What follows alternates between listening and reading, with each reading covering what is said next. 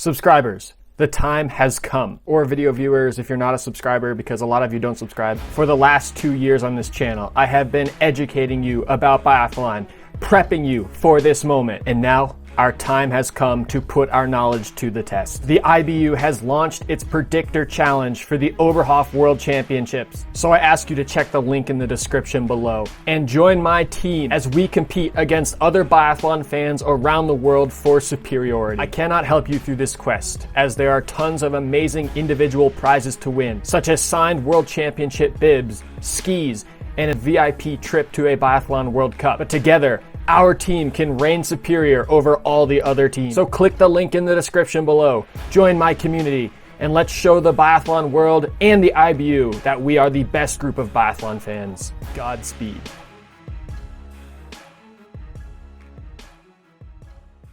Well, sorry for the dramatics there, folks, but I just really wanted to rally the troops. If you haven't heard, this week, the IBU announced their Predictor Challenge, which is basically like fantasy biathlon, but a little bit different. Basically how it works is you log in, you create an account, and then for each individual race, you go through and you pick the teams that you think are going to win the race. And then there are some multiple choice questions down at the bottom, to be used as tiebreakers. So it's really open-ended. There's no restrictions like in fantasy biathlon, like a salary or anything like that. This game looks a little bit more fun for maybe the more casual biathlon fan, because you don't need to follow the sport so closely that you're picking, athletes who are back in the 30s and hoping that maybe one day they'll have a great race. You're really just picking the podium and who you think is going to do well that day, so it should be easy, right? But here's the coolest thing about this game. Because it's through the IBU, there are some pretty awesome prizes. First place prize for the top individual to have the best score at the end of World Champs gets 2 VIP tickets to a Biathlon World Cup next year. Now, if you haven't been to a World Cup, the atmosphere and the vibe is just insane.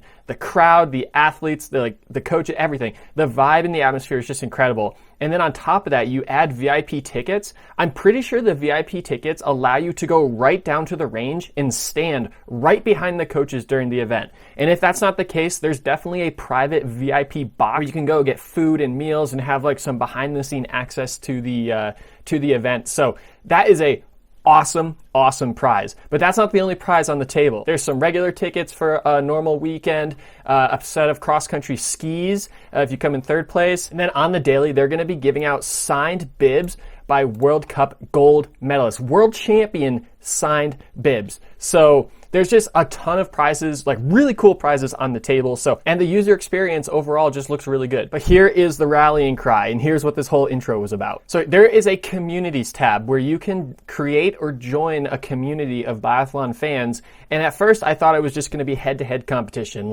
You can get all your teammates together, you can create a private community and see of our friends which one is the most knowledgeable. But after reading through the rules, I'm realizing that communities are actually going to be competing against other communities. So hit that link in the description down below and join my community, and let's compete against the other communities to show that we are the most knowledgeable biathlon community. Now, what does the top community win?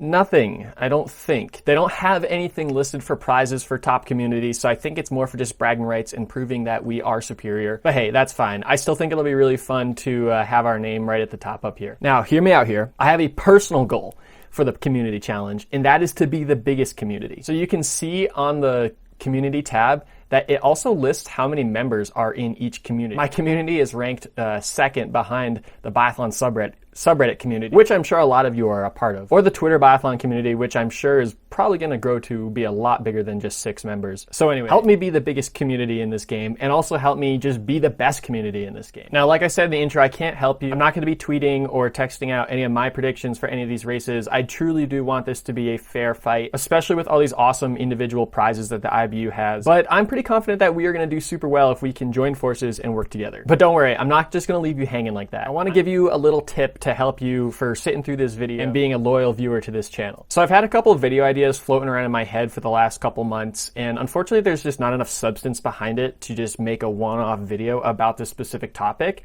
But it's something that I've done some research about that I think should be included into a video. And then when this Predictor Challenge came out, I figured it was the perfect time to unveil some of this knowledge that I have stuck in my head. So there's 2 sayings in biathlon that you may have heard of. The first one is home field disadvantage. And basically what that means is when the athletes are at home, there's so much pressure on them to perform that they actually end up doing worse on their home course. So I wanted to dive a little bit deeper to see if that was actually the case. So thanks to my buddy over at Real Biathlon, I was able to download results for almost every single World Cup, Olympic, and World Championship event in the last 10 years. Now, I did only download top 10 results. If I were to download every single result from every single race for the last 10 years, my computer would probably break. So I limited it to the top 10 athletes in every race, but I think that there's enough evidence here to let us know if there's actually a home field disadvantage.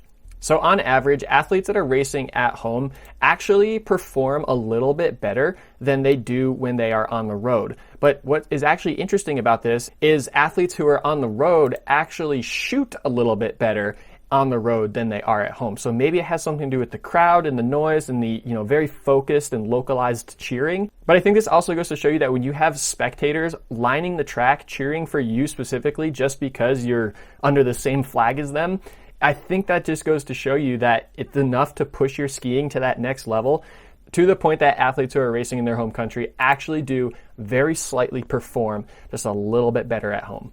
And this is true for both men and women, actually. Now, what about home world championships? Because that's a big difference, right? Way more pressure, way more media attention, more people.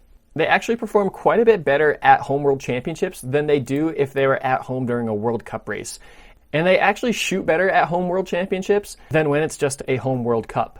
But now we are in Oberhof and the Germans are crazy. And very often we've heard Germans complain about this crazy crowd and the pressure that comes with that. So what about specifically for Germans? How do they do when they are at home?